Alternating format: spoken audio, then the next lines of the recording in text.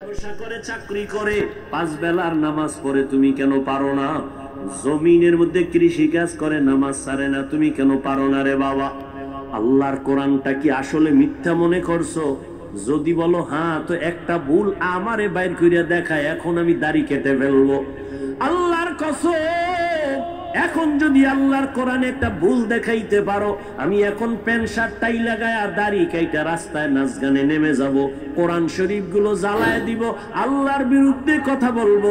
তুই কেন 1500 বছর পর্যন্ত তোর থেকে হাজার হাজার কোটি গুণ পণ্ডিতেরাও অপচেষ্টা কম করে নাই? একটা কোরআনের ভুল বের করবে দূরের কথা, বহু বিধর্মীরা মাথা নত করে কালেমাওয়ালা মুসলমান হয়েছে।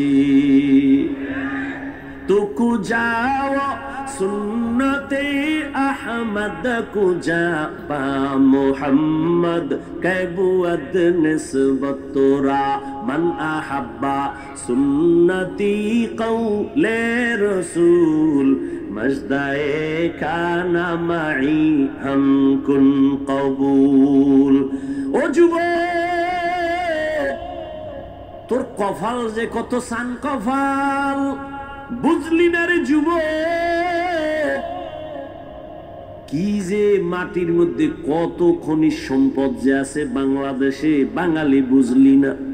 এই মাটির নিচে গ্যাসের খনি, এই মাটির নিচে স্বর্ণের খনি, এই মাটির নিচে তেলের খনি।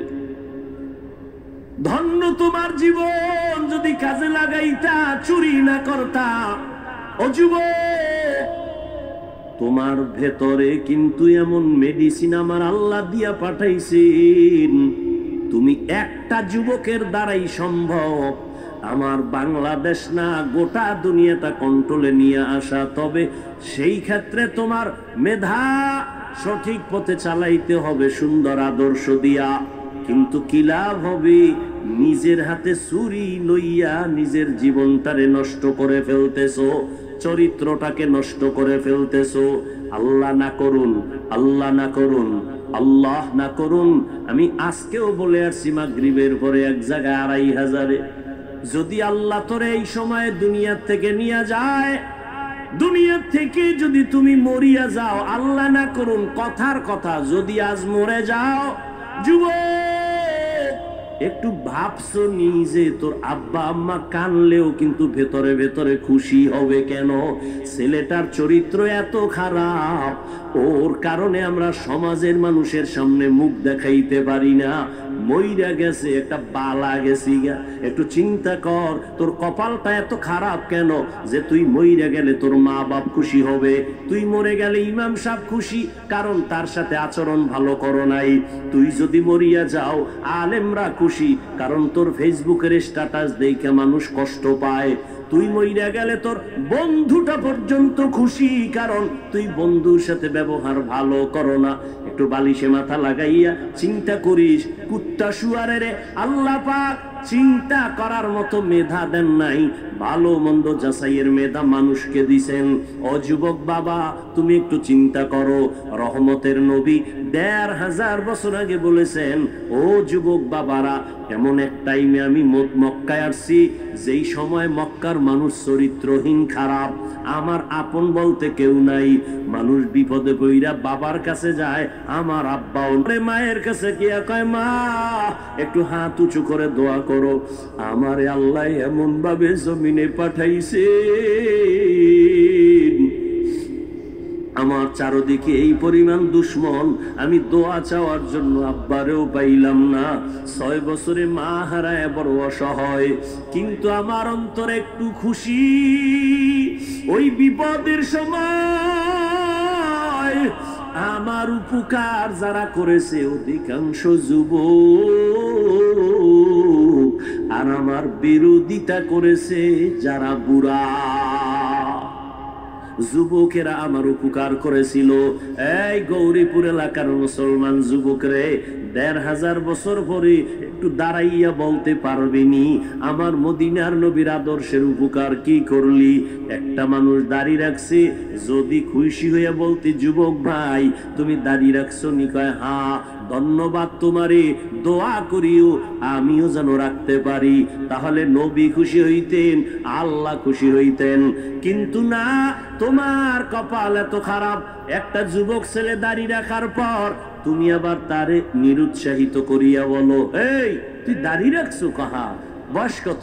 এত এত তাড়াতাড়ি বুজুর্গ, লজ্জা করে না? বিয়ে শাদী করছো? কয় না। এত তাড়াতাড়ি?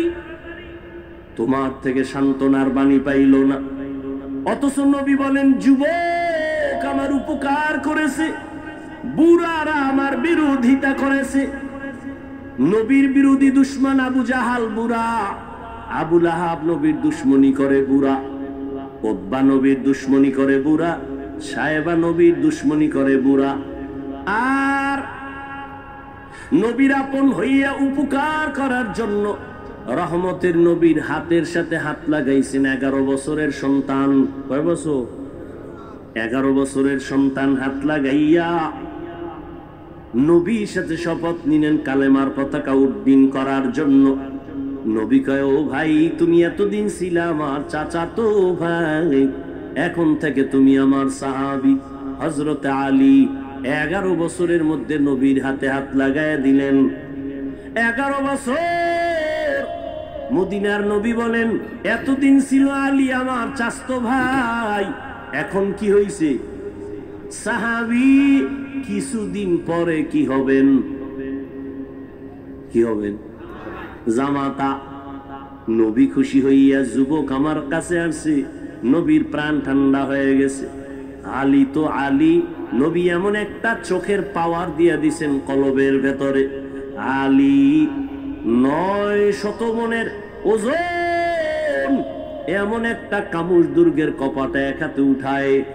আলীর আল্লাহ এমন পাওয়ার দিছেন, মদিনার নবী অন্তর বইরা দোয়া করেন আনা দারুল হিকমা ওয়া আলিয়ুন বাবুহা, আমি মুহাম্মদ হলাম ইলম ও হিকমতের ঘর, আর এই ইলমের ঘরের দরওয়াজা আমার আলী।